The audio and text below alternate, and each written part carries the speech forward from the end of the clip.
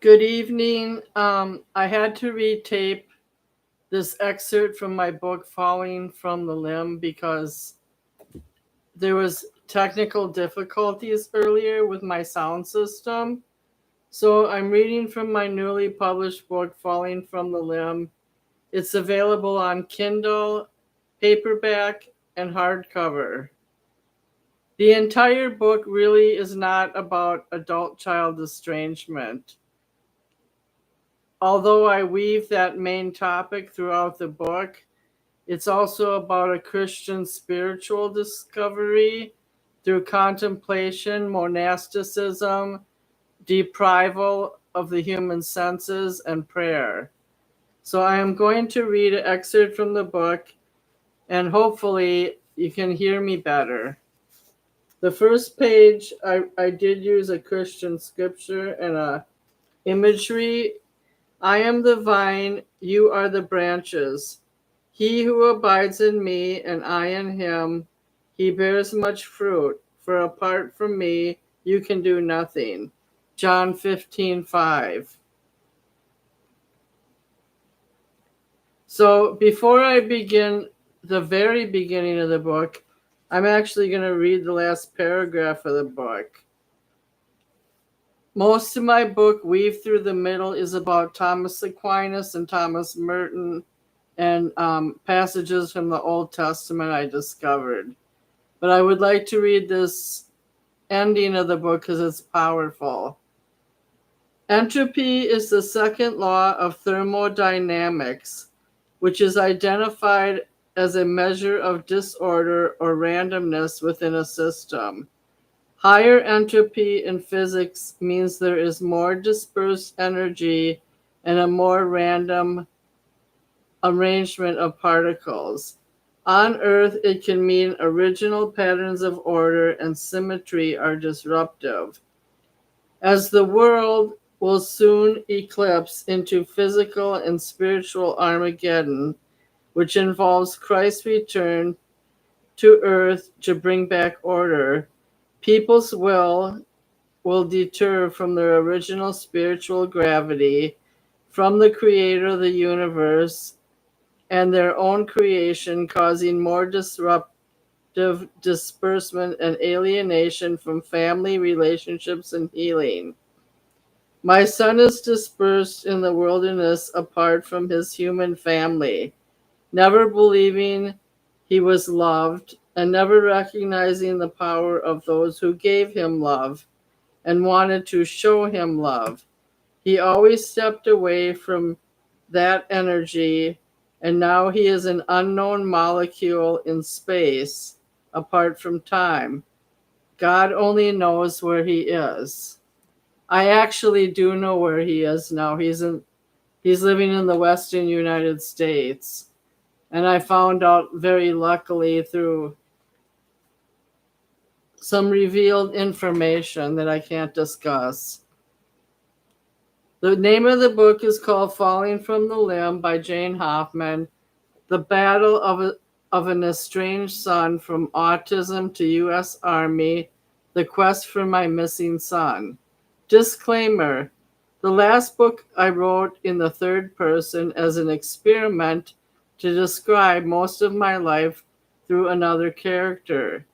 It is an autobiography called The Birth of Strangers and is for sale on Amazon and in the Duluth Zenith bookstore. Now the only one in the Zenith bookstore is this one. The book is written in the first person to share my grief and hardship raising a child with autism who later became less communicative. I will also include other life events relevant to this subject and my life. Precipitating event: Fletcher, my beloved son, moved out November 8th, 2024, around 5 or 6 p.m. I do not know what made him so angry or how he felt significantly betrayed. He had lived with me for 7 months following release from the Army. He had gotten rid of all the things in Jason's rented room. Jason was my former roommate for 2 years. Jason picked up his belongings after he was undisposed in the Crow Wing County jail for not taking care of his bench warrants that lingered up to 3 years. Fletcher cleaned the room and bought new furniture. My son and I had a confrontation one night in which he said he blocked my phone earlier in the day because he said I texted him too much each day. I only texted him once or twice a day and checked in on him in person when he was home. Honestly, he told me after 3 months of living there, if I ever stop financially supporting him, I'm no longer his mother. I often worked 50 to 60 hours a week and was gone 5 nights a week. I did give him a 30-day notice to move because he drank more heavily and slept until 2 or 3 p.m. almost every day. It was more like a warning, and I was willing to renege the next day, but he became stubborn and decided to start packing. I tried to negotiate with him over and over 5 days, but he refused to speak to me and kept on filming me with his Android every time I walked in the room. Looking back, my name is Jane, and I have been a parent 28 out of the last 44 years. My child Alexis died at 21 months of a failed heart transplant and surgery on Christmas Day 1992 at the University of Minnesota Minneapolis Hospital. Sometimes I feel like my life never fully got on track again until I became a mother again and had another child in 1998. By 1998, I was 37 years old when my son was born. His name was Fletcher. He grew up tall and strong and was 6 feet by the seventh grade and 6'4" by the time he left for the United States military in 2021 at age 22 years. The book is about him and dedicated to him. I am writing this book to make sense of my life and to possibly help other mothers who have communication problems with their sons. This book is also about spiritual growth and yielding to God, our human will. God has healed me under the tutelage I followed through contemplation, mysticism, and studying the Bible. Thomas Merton, Thomas Aquinas, St. Augustine, and Charles Stanley, the Baptist preacher. The rest of them were Catholic. The bulk of my son's life story includes the lineage of his father from Monrovia, Liberia. All that is in my autobiography, The Birth of Strangers, available on Amazon under Jane Hammerstrom Hoffman. I am going to describe certain conditions in his life, including the diagnosis of autism that led him to shielding his feelings from significant others. In first grade, I was told by the faculty of Lockwood Elementary in Los Angeles, California, that my son had trouble sitting down and staying still in first grade when he was supposed to be listening. My son had completed kindergarten at Children's Learn and Play in the San Fernando Valley between North Hills and Reseda. He liked kindergarten and he made several friends there, including Andrew, who was the teacher's son. It was a close proximity to our condo where we lived, and it was the beginning of establishing order in my son's life. After Wade, my church friend, planned to sell the condo we lived in, Fletcher and I were homeless for a few weeks while I was trying to find another place to live in Reseda. I was staying with my friend Laura, who lived 2 blocks from Lockwood Elementary. I enrolled him in Lockwood Elementary school off of Virgil, not far from Los Feliz, East Hollywood, where I had lived earlier in my life, in which I gave birth to Alexis.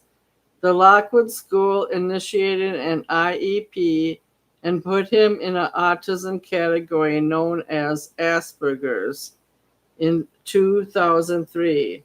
Later on, Asperger's was removed by the Diagnostic Medical Code when he was in 8th grade in 2013, when he attended Northridge Middle School. He loosely fit under the umbrella of oppositional defiance disorder and sometimes referred to generalized autism spectrum. After we found permanent housing, we lived with a family from Sierra Leone on Lawrence Street in Reseda. It was there we had relative stability from 1st to 5th grade. At Cantera Elementary, with only a 6-month interruption in his grade school life, we moved to San Fernando due to overcrowding at Pinto and Mahmoud's.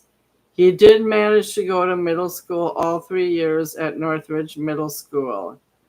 Growing up in parts of Los Angeles, then Reseda, I felt like from age 7 to 13 of my son's childhood was the most secure time we lived. We also lived with Muslims and rented a room in Reseda after Ursil, another place I rented, lost her home. We lived with a family of 3, Mahmoud, Bintu, and their daughter Fatima. Both the parents were medical professionals. Mahmoud was a physician's assistant. Fatima was in high school between the time of around 2005 to 2008. Next door, there was Gina and her son Blake. Stacy and her husband Jose lived across the street and had a son named Junior. Our neighborhood parents and kids would congregate at Gina's house for gaming, meals, swimming, and a hot tub. It was the happiest time of my parenting. Gina was like a surrogate mom. She lived with a wealthy aunt, and at least 3 times a week, she would order food for everyone in the neighborhood. One summer, Gina had a giant above-ground swimming pool. The neighbors, including myself, would run in a circle inside the pool and play games. It was a blast. These were the formative years for my son. He was between the ages of 7 and 13 when we lived on Strathern Street in Reseda with Bintu and Mahmoud. We formed close personal friendships with Stacy Hollywood, a public figure, and her husband Jose, their son, and another editor who was in the film business next to Gina. We moved in and out of Mahmoud's twice, and we went to live in the San Fernando Valley, the city of San Fernando, for 6 to 8 months, and came back later to live at Bintu's and Mahmoud's. We lived there with the Sierra Leone family until 2010, then moved to North Hollywood. We received temporary Section 8 housing through LA Family Housing. The connection was that my friend Barbara died, and she was living in a shelter in North Hollywood. I met Chris Freed, the director of the housing program, around the time near the funeral of Barbara. She offered us a 1-bedroom in North Hollywood. It was subsidized housing, and I planned to move back to Minnesota after I completed my teaching program. We moved to Duluth, Minnesota in 2012, and from there, Fletcher attended high school. He prospered greatly when he took a job at McDonald's his junior year. He stayed there almost 4 years, maybe possibly 5.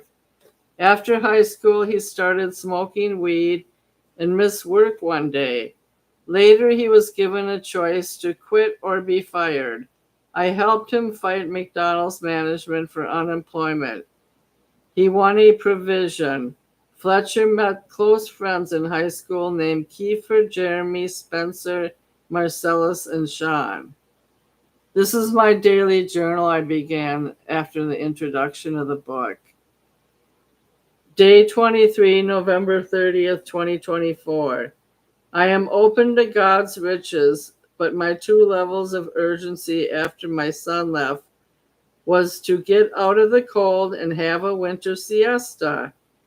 I had some money saved, but not enough to take the whole winter off. It is too hard for me to look at his empty bedroom and all the kitchen appliances he left behind. I want to follow my son to where he is living in Virginia, but I'm not sure where he is. December 1st through the 3rd, 2024, day 24 through day 26. Some days I cry and some days I make videos to try to explain my feelings about him and what transpired in the final days of what I think about his absence. I only made 2 videos and then converted to making private unlisted videos to my son directly on YouTube. At times I really hate the fact that autism exists or ever had to exist. It was as if society itself created the need to disassociate. The student enters the academic world and they are unable to meet the simplest demands the school requires. Even when I am teaching, the mainstream students often cannot,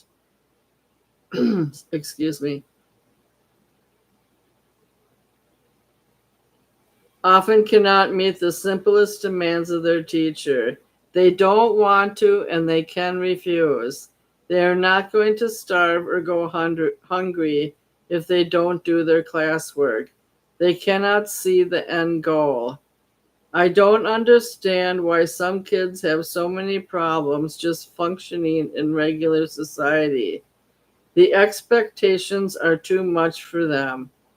They have a general disdain and unwillingness to try. Someone in life has disappointed them and they don't see the need to try. My son is one of those people. This is my interpretation. However, I see many other autistic students do better with certain supports. In high school, my son was on an IEP. After he got his job at McDonald's at age 16, school became so low on the totem pole, he could have cared less. I helped him with homework in my junior and senior year. The only class he showed a great admiration and effort for was civics. He had a strong red-headed teacher who was married to a Minnesota congresswoman. He dressed up in a suit to go to the courthouse with the class. The teacher, Rich Updegrove, made an impact on his life. Later on, when that teacher ran for city council, I wrote a letter to the editor of the Duluth News Tribune on the teacher's behalf. This social studies teacher made a difference in my son's life. Heidi Lyle, his special ed advisor, was also integral to the success at Duluth East.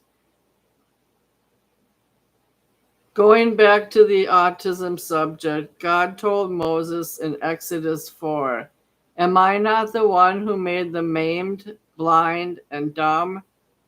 My son is not in this category specifically, but were there shortcomings planned? Did God plan these disabilities?